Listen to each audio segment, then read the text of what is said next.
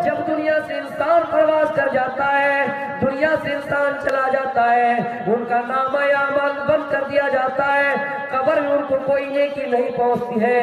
लेकिन 3 ऐसे अमाल है जो कब्र में भी उनको पहुंचता रहता है। कि यहाँ आलिम बाकसरत पाए गए। मुझे ऐसा लग रहा था कि सिर्फ घाट ही नजर आ रहा है, बांध ही नजर आ रहा है, और इस इलाके में आलिम कहाँ से पाए जाएंगे।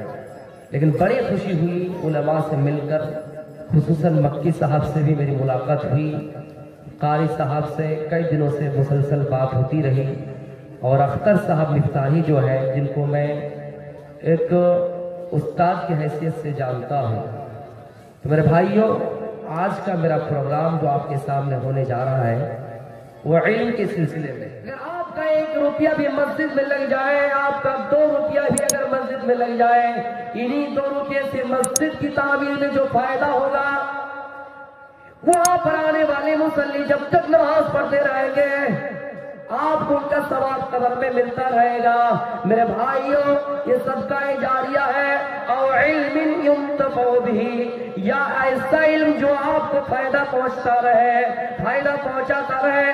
आपने किसी को 2 हर्फ सिखाया, वो फिर किसी को 2 हर्फ सिखाया, इसी तरह करते करते जब तक ये सिलसिला जारी रहेगा, आपको फायदा पहुंचता रहेगा।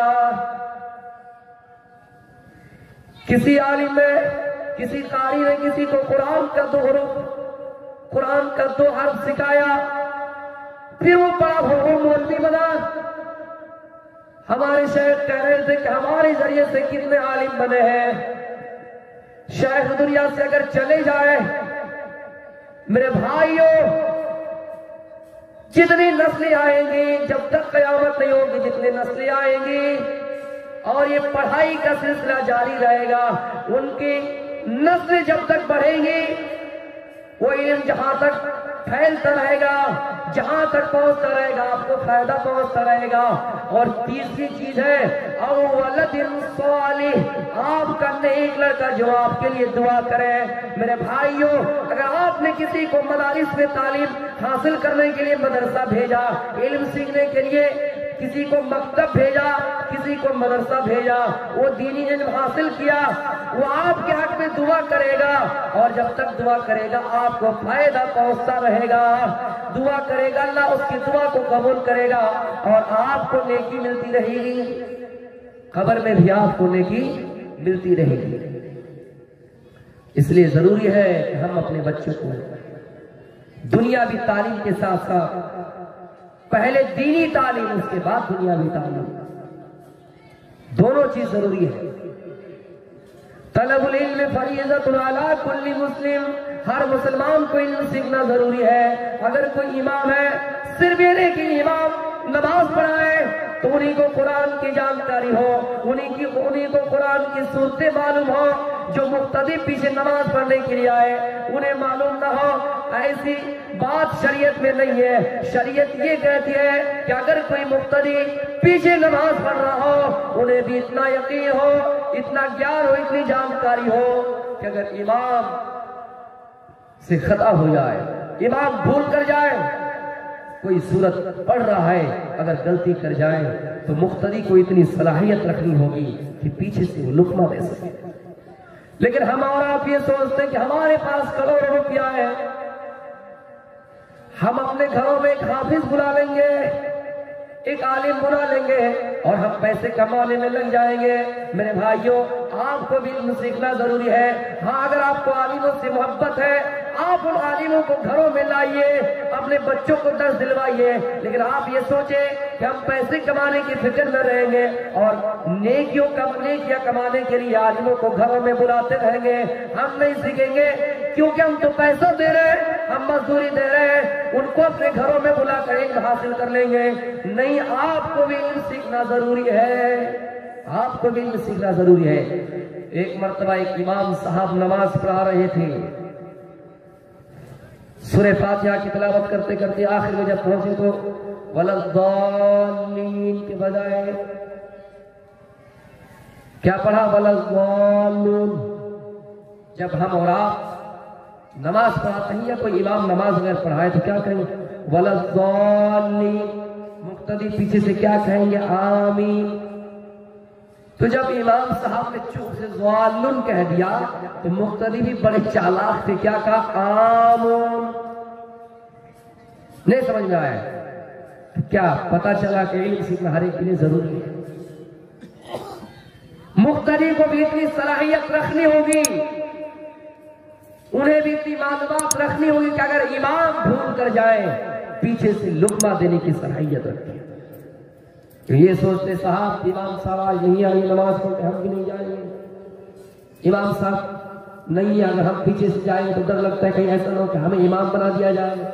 अक्सर खुतबा का ये हाल होता है, मस्जिद में वो बहुत पीछे जाएंगे तो इसलिए हो सकता है अगर खुतबा भी दिया जाए, तो इसलिए ऐसा नहीं सोचना चाहिए।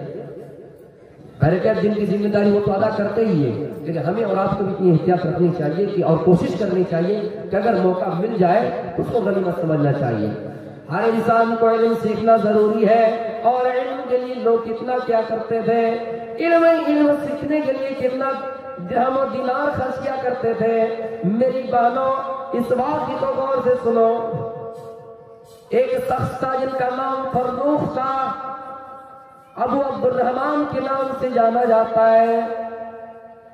जिहाद के मैदान में जाता है, अपनी बीवी से कहता है, बीवी मैं चंद सालों के लिए जिहाद के मैदान जा रहा हूँ, खुरासान जा रहा हूँ, हो सकता है आने में काफी लंबा वक्त गुजर जाए, लंबा अरसा गुजर जाए, कई कई सालों तक लग सकता है, इसलिए मेरी बीवी तुम मुझे इजाजत दो और तुम्हारे नाम नफ्ता के लिए, खर्चा के लिए मैं तुम्हें 30,000 दिनार देकर जा रहा हूं। बीवी ने कहा, सर आए मेरे लाइफ पार्टनर है, मेरे जीवन साथी, आप जाइए, जिहाद करने के लिए तो जा रहे हैं, आप जाइए। उनके पेट में बच्चा पल रहा था। देखो शौहर कोशिश करना जल्दी आ जाना। कहा ठीक है। जिहाद के मैदान में जाता है, 30,000 दिनार अपनी बीवी को देकर जाता है। जिहाद के मैदान में इतना लंबा वक्त गुजर जाता है कि 27 साल हो जाता है और फिर 27 साल के बाद घर वापस आता है।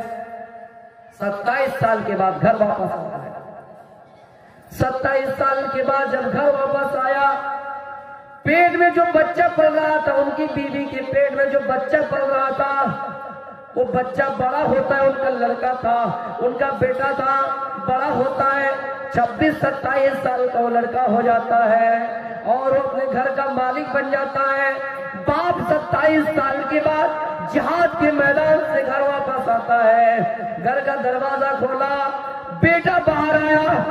बाप ने कहा, अजनबी आदमी तुम मेरे घर में कैसे आए, तुम मेरे घर में कैसे आए? उनको मालूम नहीं था, बहुत अरसा गुजर गया था, याद नहीं था कि बेटा पल रहा था, बच्चा पल रहा था। आए अजनबी आदमी तुम मेरे घर में कैसे आए? बेटे ने कहा, उल्टे चोर कुतवाल को डाले, ये मेरा घर है, ये मेरी माँ का घर है और मुझसे पूछ रहा मैं अजनबी हूं, तू कहां से आया ये बता। बाप बेटे के अंदर बहसों मुबाहिसा हुआ। मां जल्दी से दौड़ के आई। मां अपने शौहर की आवाज पहचान गई। उस जमाने में मोबाइल नहीं था, टेलीफोन वगैरह नहीं था कि फोन पे बता दिया जाए कि हाँ कटिहार जो हो तो जला रहा, आधा घंटा का सफर है, 1 घंटा का सफर है। आजकल तो कोई अगर गली में है और कोई आंगन में, हाँ गली में आ गया हो,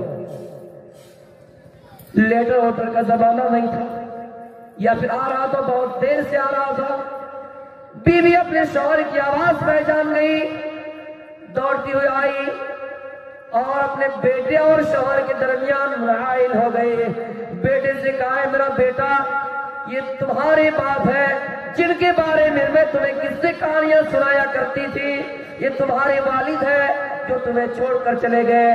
जिहाद के मैदान में 27 साल हो गया और 27 साल के बाद ये घर आया है। बाप बेटा समझ गए कि ये मेरा बाप है। बाप को भी याद आ गया और बेटे को भी। बाप और बेटा दोनों आपस में गले लगाए। अब आगे सुनिए क्या होता है। शौहर ने कहा है मेरी बीवी तुम्हें 30,000 दिनार मैं दे कर गया था, बताओ तुमने उस पैसे को क्या किया? बीवी ने ये नहीं कहा कि मैंने उसको फजूल काम में लगाया, ये नहीं कहा कि मैं फैशन में उसको लगाया, ये नहीं कहा कि मैं शॉपिंग में उस पैसे को खर्च किया। बीवी ने एक ही जवाब दिया, अरे मेरे शौहर मैंने उस पैसे को जमीन के अंदर गाड़ दिया, जमीन के अंदर गाड़ दिया। अच्छा, अरे मेरे शौहर अगर मेरी इजाजत हो, अगर आप मेरी बात मानो तो मस्जिद नबवी के दरवाजे में जाइए, वहां जाकर नमाज पढ़ के आइए।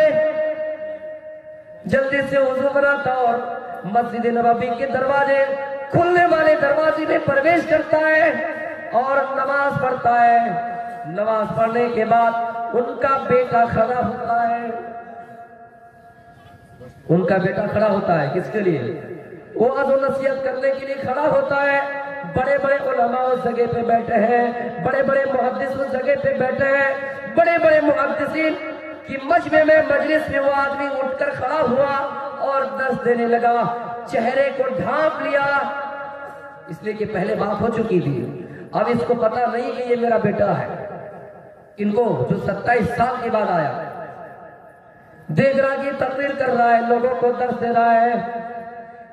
इमाम मालिक इब्न अनस रहमतुल्लाह अलैह जैसे मुहद्दिस उस जगह पे भी बैठे हुए हैं, बड़े बड़े लोग उस जगह पे बैठे हुए हैं और इतने बड़े मजमे में वो खिताब कर रहे हैं, दर्स दे रहे हैं। इन आदमी को मन ही मन में सोच पैदा हो जाता है और मन में सोचने लगता है, काश कि मेरा बेटा होता, अय अल्लाह अगर ये मेरा बेटा होता, काश कि ये मेरा बेटा होता, या फिर मेरा अगर कोई बेटा अगर इसके बाद से जन्म ले तो मैं अपने बेटे को इसी तरह आलिम बनाता। आपको भी एहसास होता होगा, कोई आपकी मोहल्ले में बड़े डॉक्टर बन जाए तो आपको ये एहसास होता होगा कि मेरा भी बेटा होता, या फिर हुआ है मैं उसको डॉक्टर नहीं बना पाया, या मेरा कोई बेटा होता उसको आलिम बनाता।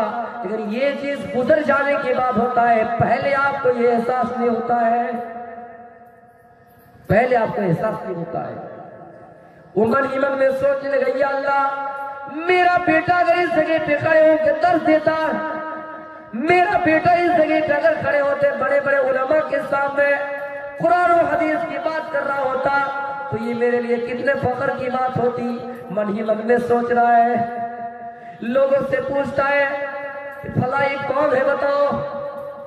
लोगों ने बताया ये फर्रुख का बेटा है। फर्रुख आप ही का बेटा, मजाक क्यों कर रहे, मेरा बेटा है।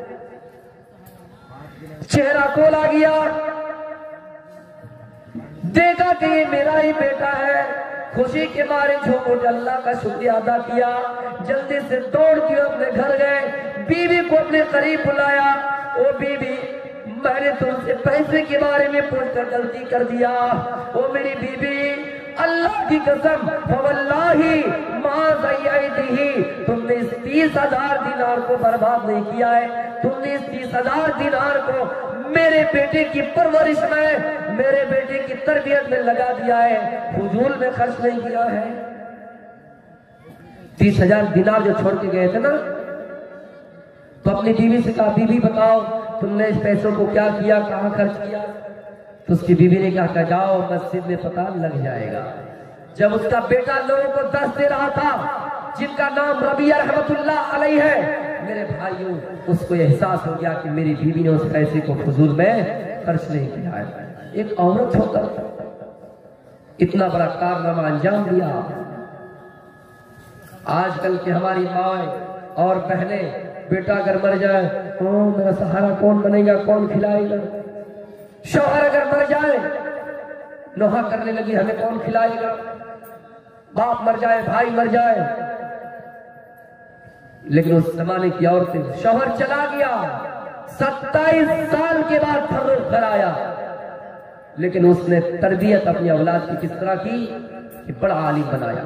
मेहनत और मजदूरी से अपना पेट चलाया, लेकिन उस पैसे से अपने बेटे की तरबियत किया। और एक हकीकत और सच्चाई बता दूं मेरी बहनों, अगर कोई अपने बेटे को पढ़ाना चाहे इसमें सबसे पहला रोल अगर किसी का होता है तो ये औरत का होता है।